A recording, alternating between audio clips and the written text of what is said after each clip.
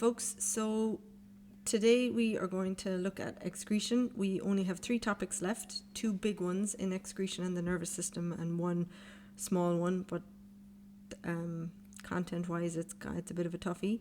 And then hopefully by the time you're back in school, we will actually be able to go through the experiments we missed and the little demos we missed and experiment away until the end of the academic year. So you're doing great. Today it's on page 179 of my version of the notes, so you'll be a page or 2 before me or behind me, and we're going to look at excretion, and we're also going to now look at it in the context of homeostasis. So we're going to start making links between this and homeostasis. So I'm going to leave this.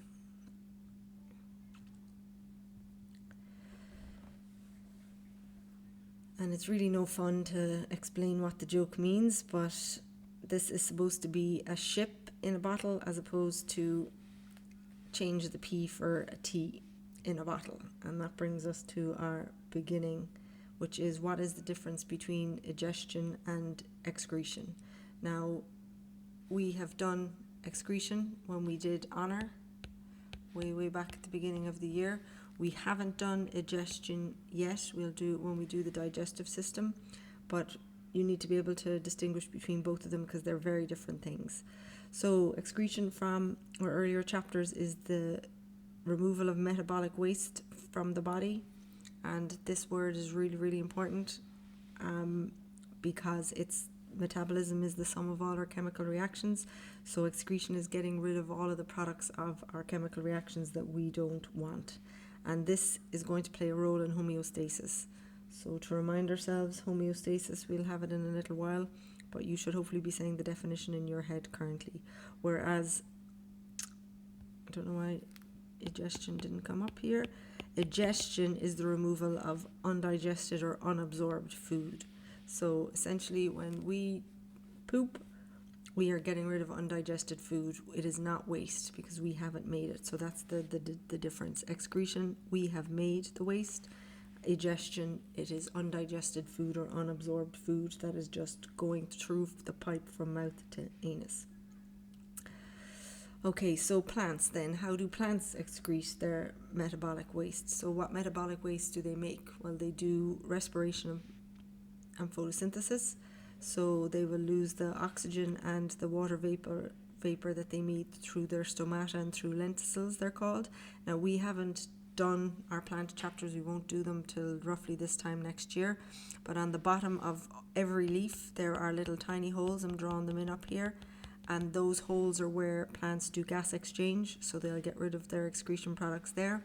And if you were in lesson now, I'd be giving out to you a whole load of twigs, and in our twigs they have these apical buds that are on top, and on the actual stem there are little holes in there, and these holes are the lenticels. So stomata are on the bottom of your leaf and lenticels are on your stems or on even in your bark, but they're on that part of your plant, and they will do the gas exchange. And then plants will lose carbon dioxide through the same openings. I'm going to get rid of this, and that's if they need to get rid of it. Now, funnily enough, plants don't make a huge amount of waste, but they're very clever in how they get rid of it. So they can store it in their vacuoles, which we did when we did our cell structure, or they can store it in dead cells, which is kind of smart. And they can get rid of that waste when they lose leaves, barks, petals, seeds and fruits. So they can actually offload their waste and then lose it during leaf fall or make their bark fall off, which is very clever. So homeostasis then. Hopefully at this point you are saying homeostasis is the ability to maintain a constant internal environment. And if you always use us, why? Why do we need it? So we need to have constant temperature, we need to have constant fluid balance. So by that I mean the salt concentration. We need to have that right in our blood and in our cells, as well as the chemical composition of our bodies. And everything we're doing is for optimum enzyme activity. And again, when we do enzymes in Form 5, this will make more sense. But we need everything to do with homeostasis for us is to do with enzyme activity, and similarly in plants. So again, why do we need to control a temperature? Well, we need to work their enzymes to work at this word called their optimum, and it's just a posh way of saying at their best. So I'm going to add in the word rate here. So they're going to work at their optimum rate. And high temperatures, they damage enzymes, but the word biologists uses this word denature. And again, you have to wait till Form 5 till we go into that in more detail. If you have really, really low temperature, well then your enzymes just work really, really slowly. It's not that they will disappear, they just work very slowly. Obviously, if it's 0 degrees and you're frozen, your enzymes have stopped, but the rule would be low temperature, slow rate. So animals use 2 different methods to control their body temperature. So here I have lizards and dragonflies, and if you've ever touched a lizard, they feel cold. And these guys are called ectotherms, and they will gain or lose their heat depending on what's going on outside them. So if you've ever gone to like the reptile zoo, wherever that is in South Kilkenny, I've been, I can't tell you where it is though, they have loads of lamps in there, and those lamps are keeping those animals warm. So we call them cold-blooded animals. Fish, frogs, snakes, lizards, these are all this word ectotherms. So their metabolism or their enzymes only work when they are actually getting their heat from either lamps if they're captive, or you see in the desert they sit on hot rocks in the morning to kind of wake themselves up to get their enzymes going again. Versus us. So we're animals, dogs, birds, mammals. We are what are called endotherms, and we generate our own heat from our metabolic reactions. So usually it's going to be from respiration is how we do it, and birds and mammals, we come under that list. Now over the page, and we're getting through it now. So in terms of homeostasis, just the temperature regulation example, our normal core temperature is 37 degrees, and usually it's heat produced by metabolism, and that heat produced, it's mainly in your liver. Your liver is a really big organ, and it's working all of the time, and the heat produced in that is picked up by our blood and pumped around our body. And again, 37 degrees is the best temperature for our enzymes. So again, this word, if you can remember it, optimum. Once we do enzymes, it will become more and more easier to retain. So skin, how does skin do homeostasis, or what does it do? How does skin maintain our constant internal environment? Well, it does it on the basis of our temperature regulation. So on a hot day, you'll sweat, your hairs will fall down, they won't trap heat, and on a cold day, your hairs will stand up, you'll shiver and shake, and that will help you to maintain your temperature. If you've ever gotten stuck out in the cold, or you've watched movies, you find that people will lose toes and fingers and noses, and that's primarily because all of your blood supply focuses itself on your core, and will to keep your liver being able to give hot blood to your brain, and around your core area. So then so that's the homeostasis part. As an excretory organ, how does skin get rid of metabolic waste? Well, it does it using sweat. So sweat gets rid of water, and it gets rid of salts that we don't want. Now, the last day we drew our diagram of our skin. You should have this diagram already in your book. So we're going to just do a couple of little bit of labels and talk about the layers. So I'm going to refer you to these parts here. There are 2 layers to our skin. The first layer is the bigger one, and it's called your dermis, and the second one is the one that's closest to the top, and it's called your epidermis. Now your epidermis is made of 3 layers, and I'm going to name these layers from the bottom up. So the bottom, to remind you, is called the Malpighian layer. We then have the granular layer, and finally we have the cornified layer. So over here in number 6, these guys are receptors. So it could be for touch, it could be for temperature, but they are your sense receptors. This one here is what is called your effector erector muscle, and it's going to make your hair go up and down in terms of temperature regulation. We then have the hair itself, and we have what are called the sebaceous glands.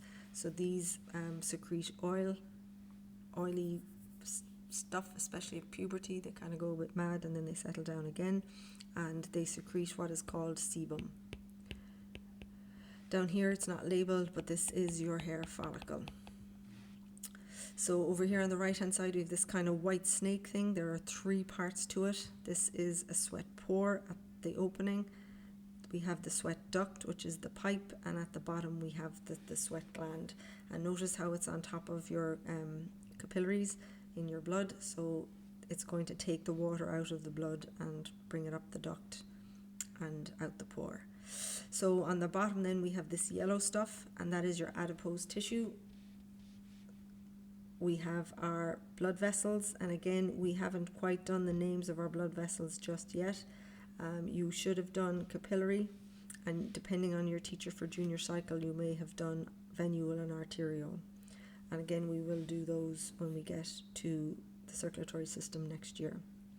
But it's really these 3 layers now we're going to talk a little bit more about today. And our hair here is part of homeostasis, and our sweat pore here is excretion, to remind yourselves. So pause if you need to. Now again we're just going to talk about our layers. So we have the outer epidermis and we have the inner. You don't really need to write these down. We're going to talk about again the 3 layers, and we divide them into 3. So, and I usually talk about them this way up, so then I know that the one down here is the youngest layer, and the number 5, our cornified, is our oldest. So let's just go into these. So you have this picture in your book, and what it's showing you down here is these are the layers. And if you were to scratch your skin now and look under your nails, you're going to have this top layer, this cornified layer is what comes off when you scratch it, because it can flake off. So just in terms of the detail, the bottom layer, and I personally would highlight this in a particular color. This won't leave me change my color pen. So you have your diagram back here. In your equivalent, I would make this a particular color, I would make this a different color, and I would make this a different color in your diagram. And then similarly when we talk about it here, you can match your colors. So the bottom layer is this Malpighian layer, and in my head M for Malpighian, M for mitosis. So here is where you're actually making new cells, and we've already done our cell continuity, so we know they divide by mitosis. So we make the new cells are down here at the very, very bottom. Then as those cells get older, they get pushed up and they produce a waterproof protein called keratin, and this is your granular layer. And I think this is how we did this. So this is my granular layer, and I'm matching my colors to it. So this is where we make our waterproof layer. And then finally, as we keep making new cells in our Malpighian layer, our top layer is what's called the cornified layer. And essentially what happens is there's so much keratin produced, the cells become hard and they die. So this is our cornified layer that is at the top. And because they're so far away from the blood supply, that also produces cells to die. So by the time they get to the very top layer, they have excess keratin and they have lack of blood, and these cells are now dead cells at the top. So that is on, this line is on page 181 for me. We are going to now, I'm pretty sure, leave this here. Okay, so you have a couple of little questions I think to do, or maybe one question. You need to put your notes in the notes section for me, and you need to ask if you have any problems. Thank you.